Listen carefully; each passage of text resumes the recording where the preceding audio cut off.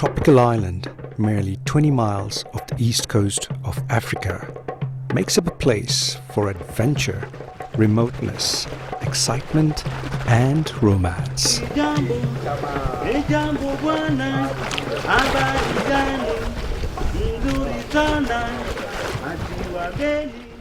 For centuries, Zanzibar has had links with the people of Arabia, Persia, and others as far away as China.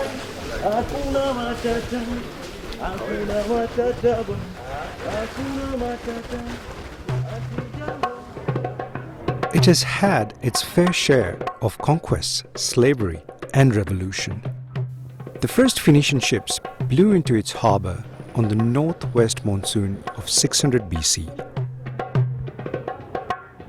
These interactions have had an impact on the people of Zanzibar, resulting in a culture and identity which they hold to date.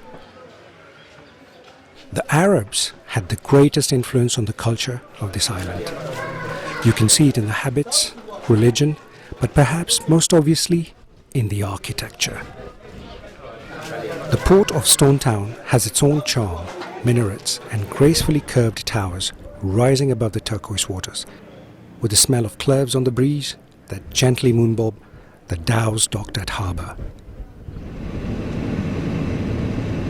These narrow, winding alleys are home to a people who have boat building, fishing, and music deeply enrooted in their culture. These skills have been passed down family lineage and preserved for hundreds of years. From an early age, boys start perfecting their fishing skills.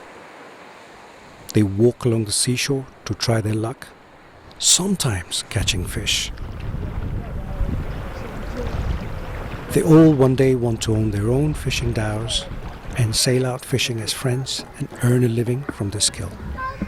And there is a vibrant industry waiting to supply them when they come of age.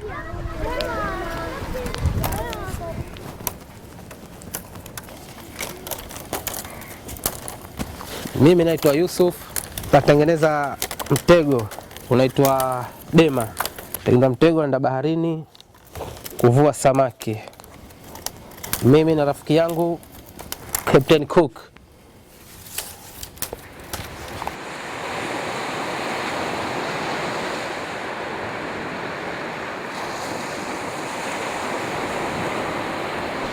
Sasa kesho asubuhi inamaanisha tuzetuni tena.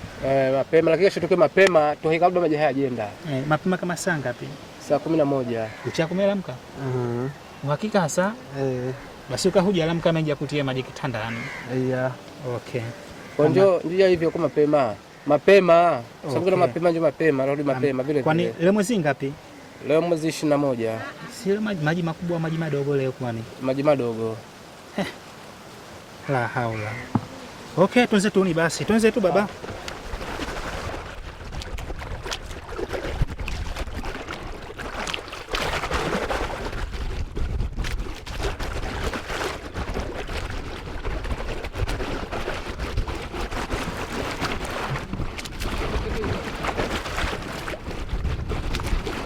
Dalo tulikuwa tunatumia tumechongesha umbuji, tumekata muembe, tukachongesha ngarawa.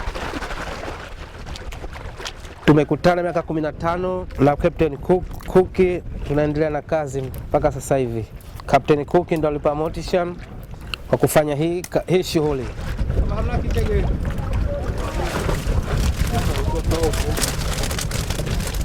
Baadaye tukipata samaki tunagawana, wengine tunauza, tunapika kwenye hoteli.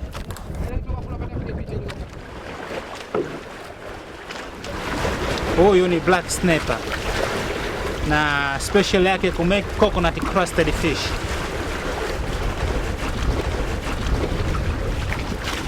Kazi ya uvuvi nilianza miaka 20. Ni hobi yangu tu na ni hobi ya wazee wangu. Mimi mwenyewe kanipasa kwamba niunganike nao. Mimi naitwa Captain Cook na jina hili nilipata kwa sababu ni babangu alikuwa ni captain na mimi mwenyewe watu wakaniita captain unafahamu na cook ni hobby ya bibi yangu. Sasa mote nilipata hobby kwa babu captain na kwa bibi cook, inamaanisha ndio nikiwa captain cook.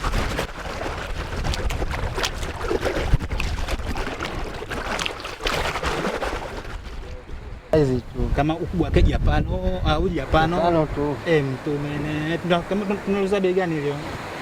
25. Mie shingo langu nilipata inafika senti 25. Samaki hususan na mvua wanakuwa ni white snapper, red snapper, parakuda na wote natumia kwenye restaurant yangu.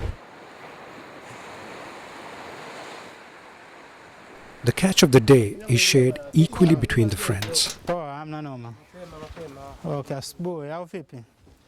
Captain Cook sells part of his fish at his restaurant, a business inherited from his late grandmother. Hivi ni vitunguu maji kwa ajili ya chakula chenu. As a child, Captain Cook helped his grandmother in the restaurant kitchen. She passed on all her secret recipes to him, many which trace their origins to cooking styles inherited from the very first Arabian settlers. These he holds close to his heart, secrets he's not willing to share. The rest of his fish is sold at the auction in the local fish market in Zanzibar town. Fishing does contribute to Zanzibar's economy. All day round there is a buzz of activity at the auctions as fishermen like Captain Cook bring in their catch to sell to fishmongers and customers. Besides the eagerness to make some money, these men have one other thing in common. Almost all went to sea on the traditional Zanzibari boat, the Dhow. Kazi yangu nanunua samaki pale mnadani, wachuuzi wanaleta samaki au wavuvi wanaleta samaki pale mnadani. Wanatoa Malindi, mashamba na sehemu mbalimbali wanaleta pale.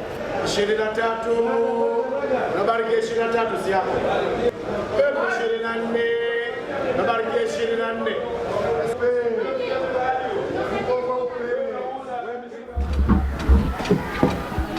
Dhow building is not just a commercial enterprise, it is an art that enables modest entrepreneurs like Captain Cook an affordable way to keep their businesses afloat.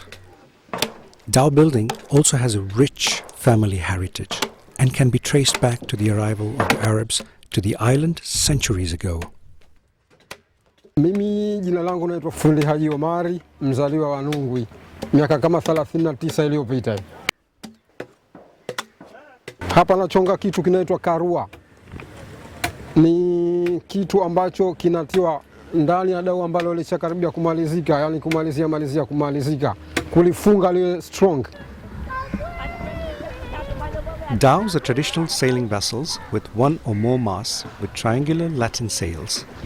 Their design is believed to have originated from the skeleton of a whale, the backbone as the keel, and the ribs forming the skeletal structure on which the wooden planking of the hull is fixed. This skill was first introduced to East Africa in Lamu, an island on the Kenyan coast, then along to Mombasa and eventually across the water to Zanzibar. Originally, the locals here worked under the guidance of Arab dhow builders, eventually perfecting their skills. They have retained the Arabian heritage as the people of Zanzibar stuck to old, labor-intensive personal methods.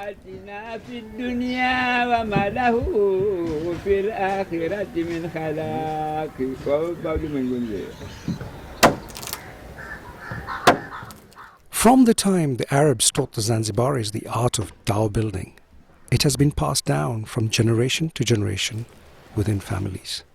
Children complete their basic school education and are introduced to the trade, receiving on-the-job training.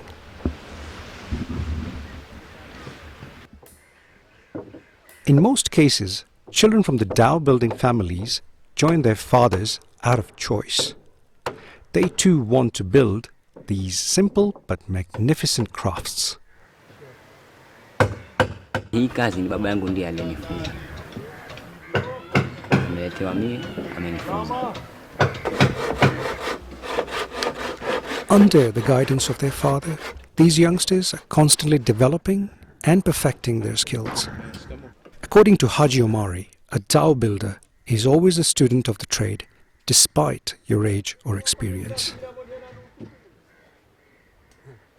Haji Omari's father taught him dhow building, but now the artisan has taken his skills to a higher level by designing dhows to which boat engines can be mounted, something his own father never dreamt of. Kulikuwa madau zamani hauwezi kufunga mashine ya boti. Ilikuwa unaweza kufunga lakini kwa shida mno. Sasa huo pia ni ubunifu ambao ulifanywa hii katika hiyo miaka ya karibuni. Sio hiyo ya mwanzo, hiyo ya karibuni hapa. Kwa maana unaweza kuunda hiyo boti mpaka ukamaliza, ukachonga na jingine, lakini bado ufundi huwezi ukajiita metari nishakuwa fundi. Kwa sababu hata wazee ambao walitufundisha sisi, kuna mambo mengine tunayofanya sasa hivi wao hawakuyafanya, lakini ni kwa namna kuboresha. The greatest joy in life to him is that his sons have followed in his footsteps, each one wanting to be a dhow builder. He did not force them to join him. They all came on board out of choice.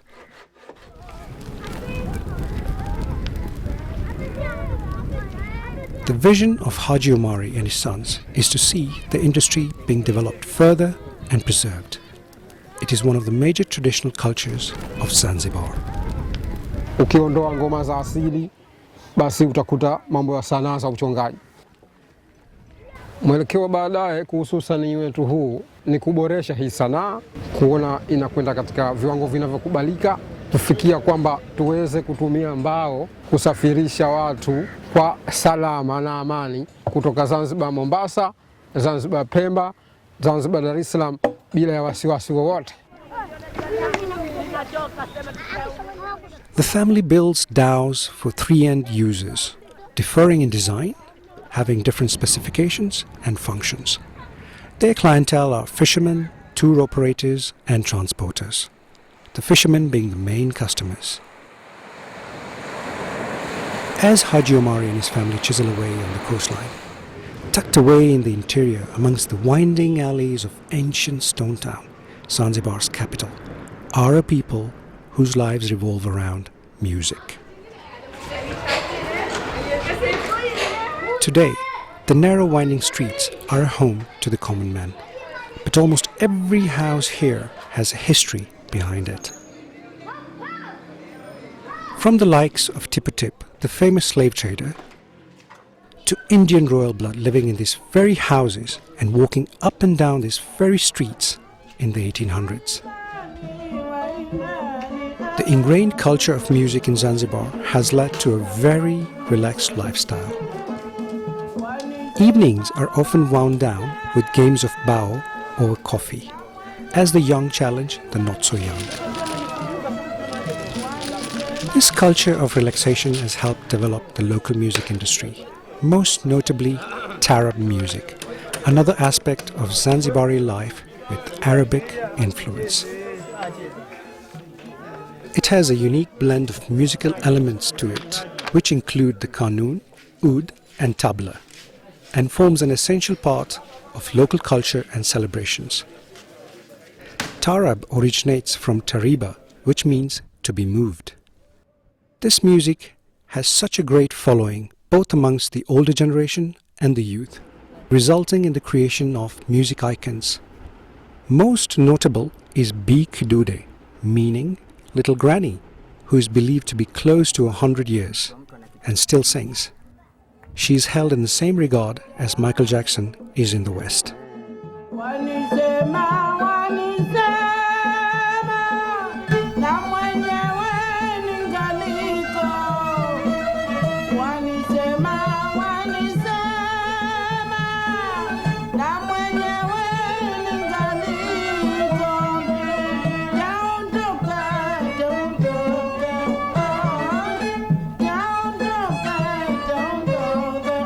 In 2005, Bi Kidude received the prestigious WOMEX Award for her outstanding contribution to music and culture in Zanzibar. Mie nimeimba wakati enzi za rupia, kato iko fedha rupia na pesa ya shaba ile na mbele huko imetiwa uzani, nyuma imeandikwa Qur'ani. Nimejifundisha si mkubwa sana. Natoroka, bibi ananiona kwa nimeingia chuoni, mlezi wangu na penya kwa kule na kwa zangu pwani. Mimi sikufundishwa na mtu kuimba hata siku moja. Wananiletea karatasi kidude cha uimbe, hapana. Mimi mwenyewe. Hizo nchi zote unsika nimesafiri na kwenda kwa niaba ya kuimba Taarab. Mwisho juzi nimetoka Misri nimekwenda kuimba kwa ati Kulthum. Na mpaka leo mimi naimba. Wala simbi karatasi la. Maana na hivi vinanda vina njia. Kuna sika, kuna nahwandi, kuna ijazi, kuna saba. Wewe unakwenda upande gani katika pumzi zako? Sasa hakuna Taarab. Taarabu zamani. Sasa hawana Taarab. Wanaimba kitarabu hawana. Kuimba wanaimba sijakataa. Lakini hawana Taarab. Taarabu wanacheza kama beni ndio Taarab. Taarabu unakaa kitako. As the likes of B. Kidude set the benchmark for musical excellence, there is a new breed of young Taarab musicians coming to the party now, who are getting recognition for their talent. One such individual is Mahsin Basalama, who in 2003 joined the Music Academy in Zanzibar, launching his journey into the Taarab world. He has been fortunate enough to perform alongside B. Kidude and also toured with her to Germany. I did a recording with B. Kidude in an album called Zanzibar, and also I did recording with Norwegians in 2004. It was called Dhow Crossing. To date, Mahsin continues to further develop his skills in Taarab and, more importantly, preserves its rich traditional elements. It didn't take me much to be involved in it, although I didn't like it from before. My father had 13 kids from different wives, of course. But I was the only one who followed his footprints. Mahsin is another example of how the Arab-infused Zanzibari culture is transferred from generation to generation. My father told me that there's a music school has opened in 2002. It was like, no, I never liked school, and you guys know it, you know, so I ain't gonna go there. My father was a very soft guy, but my mom, yeah, she's super tough, even though she keeps smiling all the time. You know, I was there just to satisfy her, you know, for the first and second weeks. And then I realized all teachers were good friends, and the colleagues there's no teacher with stick or whatever. You just meet up sometimes, clubbing or putting something. I was like, yeah, I love this system. You know, and then I've started loving the school, teachers, and then, you know, the music, you know, has started to come in me.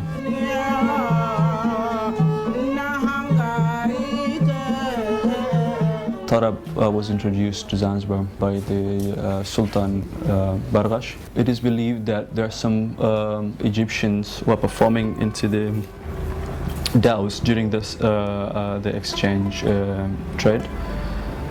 So a king invited those musicians to his palace and performed. They formed a small orchestra, and they were allowed to perform only for the king in the palace. But Muhammad Ibrahim and his colleagues started to sneak out to go to the social club. There was a social club called Nadi Khoni Safa, brothers who love each other. That's the meaning. And they've started teaching people in there secretly.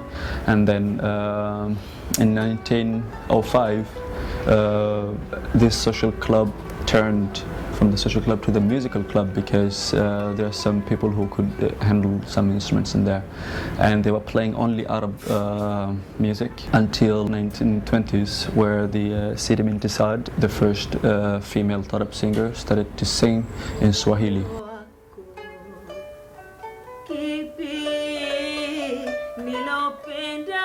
My father used to be a very good qanun player. When he passed away in 2004, it was written in newspapers like the Qanun King passed away, so people had much respect in him as a good composer and also a qanun player. He was also a percussionist. My mom is a singer. She started singing when she was 16. Until today, she turned 50 last month. And yeah, she still sings.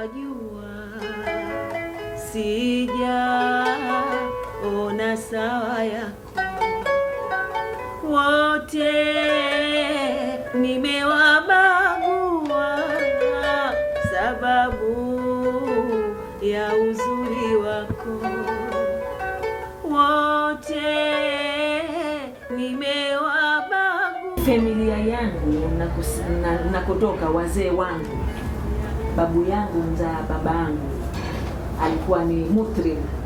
Maana mutrib ni mwimbaji, alikuwa anapiga violini, lakini mimi kwanza sikujua, lakini nilikuwa nikisikia muziki, nikisikia watu wanaimba, katika damu yangu inanichemka. Basi nikakulia hivyo hivyo, baadaye nikajikuta nimeingia katika muziki. Kulikuwa na dada yangu jirani anaimba kwa Safa, akawa anapita pale nyumbani, namuuliza unakwenda wapi Dafashi? Anasema naenda kwenye mazoezi.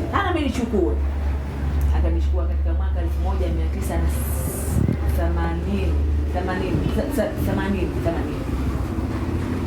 Nikaenda kule, nilikuwa mtoto mdogo, bado mdogo sana. Nikaanza kidogo natungiwa. Mimi mwenyewe sijawahi kutunga, lakini nilikuwa natungiwa na mtunzi wangu mkubwa ambaye akitungia nyimbo zangu zote ni baba yangu. Nataka ridhaa yako nipate kuwaeleza. Nilipomwona mwanangu kaingia katika muziki sikushangaa, kwa sababu amerithi kutokana na baba na mama.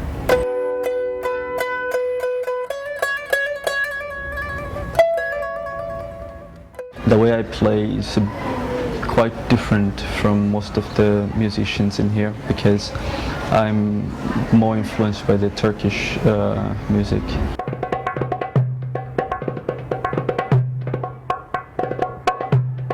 I've done some recordings with gypsy musicians from Norway.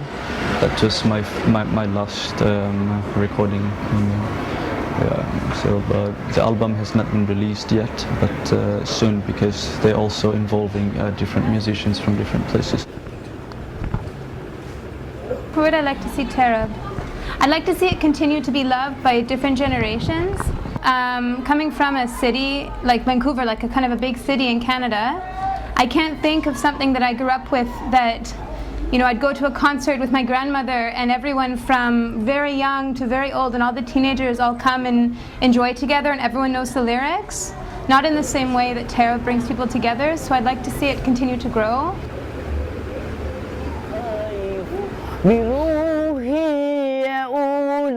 With guidance from seasoned campaigners like Biki Dude, Masin is bound to be the next big thing for Taarab in Zanzibar.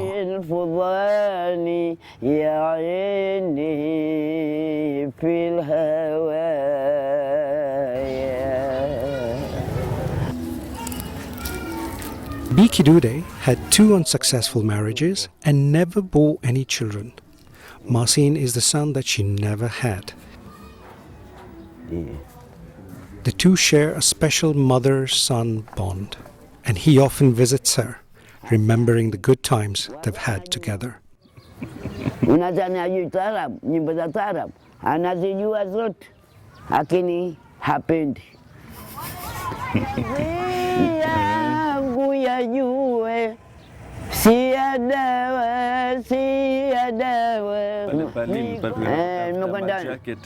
Nimekwenda Ujerumani, nimekwenda Hamburg, nimekwenda Berlin. Lile jacket lako nalo la manyoya lile. Sina. Nangalichukua. Nimekwenda naye. Yuko na mtoto alikuwa akicheza ngoma Ma Jackson vile. Ma Jackson. Basi yule nikikuhadisia kama rangi ya huyo bwana huyo hapa. Basi mara ageuke paka, mara ageuke mbwa mtume, mara mweupe pepepe kama bwana mdogo. Mamake Mswahili kama mimi. Mara anageuka mbwa hivyo, mara anageuka nyoka. Binadamu huyo.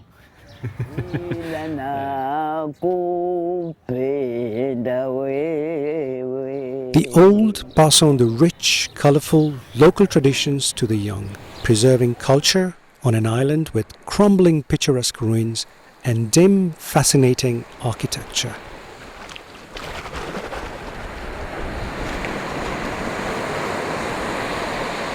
Time will always freeze whenever the sun rises over Zanzibar. I want to see Taarab taking next level without losing its authenticity. Should stay original, but with more skills and with more musicians who have higher education into Taarab music.